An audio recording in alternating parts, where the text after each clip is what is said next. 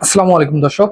আজকে আমি কথা বলবো এই বিএনপি সরকারের যে গত 5 মাসের যে দেশ পরিচালনা করতে যে কিছু ব্যর্থতার মুখোমুখি হয়েছেন বা কিছু কাজ তারা পুরোপুরি ব্যর্থ বলতে গেলে সেই ব্যর্থতা সম্পর্কে। মূলত এই ভিডিওটা এই সরকারের হেয় বা ছোট করার উদ্দেশ্যে করা না, মূলত যৌক্তিক সমালোচনা করা।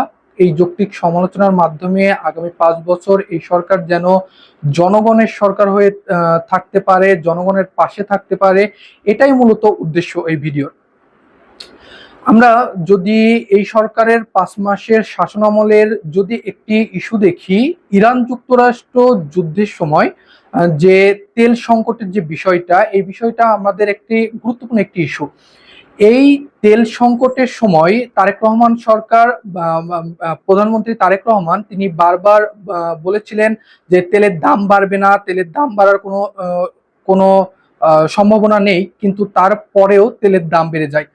মূলত এই যে তেলের দাম না বাড়ানোর একটি চাওয়ার যে একটি তেলের দাম না বাড়ানোর যে কথাটা তিনি মিডিয়াতে বলেছিলেন, তার আগে থেকেই মূলত এই তেল পাম্পগুলোতে লাইনের পর লাইন এবং জনগণের একটা ভোগান্তির সৃষ্টি হচ্ছিল।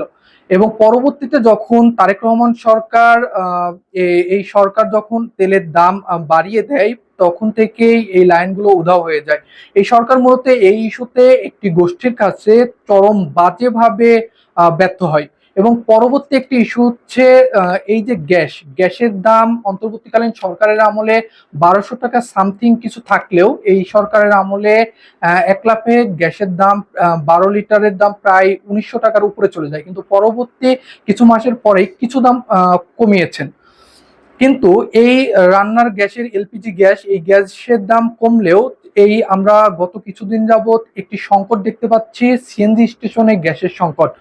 এই সংকটে বিভিন্ন ইস্যু দাঁড় করাইলেও এই সিএনজি যারা ড্রাইভার আছে তাদের দাবি যে এই সরকার এখানেও ব্যর্থ হতে যাচ্ছে, কারণ তারা মনে করছে যে এই তেলের মতো এই সিএনজির দাম বাড়ানোর জন্যই মূলত এই সিএনজির যে সমস্যা, সেই সমস্যা সৃষ্টি করা হয়েছে কৃত্রিমভাবে।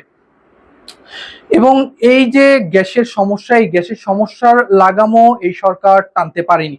পরবর্তী আরেকটা ইস্যু হচ্ছে লোডশেডিং, যেটি বাংলাদেশে বর্তমানে মহামারীর মতো ছড়িয়ে গেছে সারা দেশে।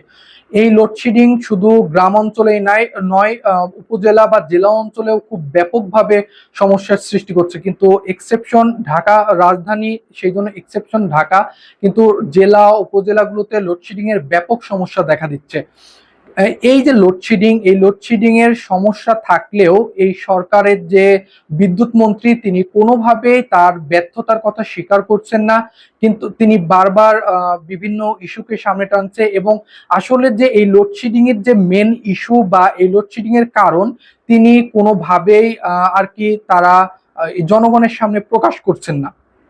এই বিদ্যুৎ খাতেও এই সরকার ব্যাপকভাবে ব্যর্থতার পরিচয় দিচ্ছেন। 2001 থেকে 2005 সালে যখন বিএনপি সরকার ক্ষমতায় ছিল, তখন এই বিদ্যুৎ ক্ষেত্রে প্রতিমন্ত্রী ছিলেন বর্তমানের যে বিদ্যুৎ মন্ত্রী তিনি সেই সময়ও ব্যাপকভাবে ব্যর্থ হয়েছিলেন। এবং তখন প্রচলিত আছে তিনি খাম্বা গেড়েছিলেন, কিন্তু লাইন দিয়েছিলেন না বিদ্যুতের। তার কারণে এই বর্তমান প্রধানমন্ত্রীর নাম নিয়ে ব্যাপক সমালোচনা বা ব্যঙ্গও করা হয়। পরবর্তীতে যখন এই সরকার 2024 সালের 5 আগস্টের যে জুলাই অভ্যুত্থানের পরে 2026 সালে নির্বাচনের পরে ক্ষমতায় আসলেও এই যে যিনি ব্যর্থ প্রতিমন্ত্রী ছিলেন তাকেই মন্ত্রী করা হয়। এবং এই মন্ত্রী কিন্তু যে আওয়ামী শাসন আমলে, সেই শাসন আমলে এই দেশে থেকে নির্যাতন, হামলা মামলা শিকার হয়েছেন তেমনও নয়, কিন্তু এই মন্ত্রীকেই আর কি বিদ্যুৎ মন্ত্রী করা হয়। এবং বর্তমানে তিনি ব্যাপকভাবে ব্যর্থ হচ্ছেন, এবং তার যে কথাবার্তা বা যে এই যে বিদ্যুতের ঘাটতি বা লোডশেডিং এর কারণ, সেই কারণগুলো তিনি সঠিকভাবে জনগণের সামনে ব্যাখ্যা করতে পারেননি। পরবর্তী তে যখন আর কি মানুষ সমালোচনা করে, সেই সমালোচনার প্রেক্ষিতে তারা সমালোচনা নিতেও পারেননি এবং তারা তাদের যে সামাজিক যোগাযোগ মাধ্যমে, সেই সামাজিক যোগাযোগ মাধ্যমে আইনানুগ ব্যবস্থা নেওয়ার হুমকিও দেন। এই কাজগুলো বিগত সরকার ফ্যাসিস্ট শেখ হাসিনা তিনিও করতেন, কিন্তু এই সরকারের আমলে এইগুলো দেখা আসলেই খুবই দুঃখজনক। পরবর্তী আরেকটি ইস্যু হচ্ছে ওষুধ নিয়ে সিদ্ধান্ত। অত্যাবশ্যকীয় যে ওষুধের তালিকা এবং তার যে মূল্য নির্ধারণ, এই পদ্ধতি কেন বাতিল করা হলো সেই বিষয়টাও এই সরকার কোনোভাবেই জনগণের সামনে খোলাসা করেননি। গতকালের আরেকটি গুরুত্বপূর্ণ ইস্যু ছিল শিক্ষক নিয়োগের যে বিষয়টি। মূলত একজন সাংবাদিকের কাছে প্রথমে একটি নথি আসে, যেই নথিতে উল্লেখ করা হয়েছে যে এনটিআরসির যে শিক্ষক নিয়োগ, সেই শিক্ষক নিয়োগের এনটিআরসি থেকে ক্ষমতা নিয়ে সেটি গভর্নিং বডির হাতে তুলে দেওয়া হচ্ছে, বা গভর্নিং বডি এখন থেকে শিক্ষক নিয়োগ দিবেন, কিন্তু যে সনদ, সেই সনদ হচ্ছে এনটিআরসি দেবেন। মূলত এটি সবচেয়ে বাজে একটি সিদ্ধান্ত হতে যাচ্ছে এই সরকারের, কিন্তু এই সরকারের পক্ষ থেকে প্রতিবারই বলা হচ্ছে যে তারা এমনটি করছেন না। এমনকি শিক্ষামন্ত্রী তিনি নিজেও তার সামাজিক যোগাযোগ মাধ্যমে পোস্ট করার মাধ্যমে তিনি জানিয়ে দিয়েছেন না, এমন তথ্য সত্য নয়। কিন্তু এই যে বিষয়টি, এই বিষয়টির যে নথি, সেই নথিটিও আর কি সাংবাদিকদের হাতে এসেছে এবং সেই নথিতে স্পষ্টভাবে লেখা আছে এই এনটিআরসি থেকে ক্ষমতা নিয়ে সেই ক্ষমতা গভর্নিং বডির হাতে তুলে দেওয়া হচ্ছে এবং শিক্ষক নিয়োগের যে বিষয়, সেই বিষয়টি গভর্নিং বডি বা ম্যানেজমেন্ট যারা আছে তারাই করবে। যার ফলে কিন্তু শিক্ষক নিয়োগে ব্যাপক আকারে নিয়োগ বাণিজ্য হওয়ার একটি চান্স থেকে যায়। তো এইরকম কিছু ইস্যু আছে যেই ইস্যুগুলোতে বিএনপি ব্যাপকভাবে ব্যর্থ এবং সেই বিষয়গুলোতে তারা এই ব্যর্থতার লাগাম টানতে পারেনি। তাদের ব্যর্থতার লিস্ট অনেক বড় নয়, কিন্তু তাদের যে সফলতা, সেই সফলতা সুন্দরভাবে ঢেকে দিতে এইরকম কিছু ব্যর্থতাই যথেষ্ট।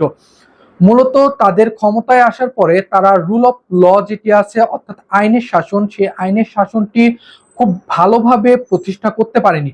আপনারা একটি জনপ্রিয় একটি সামাজিক যোগাযোগ মাধ্যমে একটি নিউজ দেখতে পাবেন যে একজন এমপির গলায় রামদা ঠেকিয়ে তার জমি এবং বাড়ি লিখে নেওয়া হচ্ছে। এবং এই যে গতদিন সামাজিক যোগাযোগ মাধ্যমে একটি ভিডিও ভাইরাল হতে দেখা গেছে যে একটা ভালো অঙ্কের অ্যামাউন্ট, সেই অ্যামাউন্ট ছিনতাই হওয়ার যে বিষয়। তো এই যে আইন শৃঙ্খলা পরিস্থিতি, এই আইন শৃঙ্খলা পরিস্থিতিও বিএনপি খুব ভালোভাবে যে নিয়ন্ত্রণ করতে পারছেন তাও না। এই আইন শৃঙ্খলা পরিস্থিতি যদি বিএনপি কঠোর হস্তে নিয়ন্ত্রণ করতে না পারে, তাহলে আগামী 5 বছর বিএনপির ক্ষমতায় টিকে থাকা খুবই চ্যালেঞ্জিং হবে বলে আমি মনে করি। ধন্যবাদ। Always stand for truth and justice.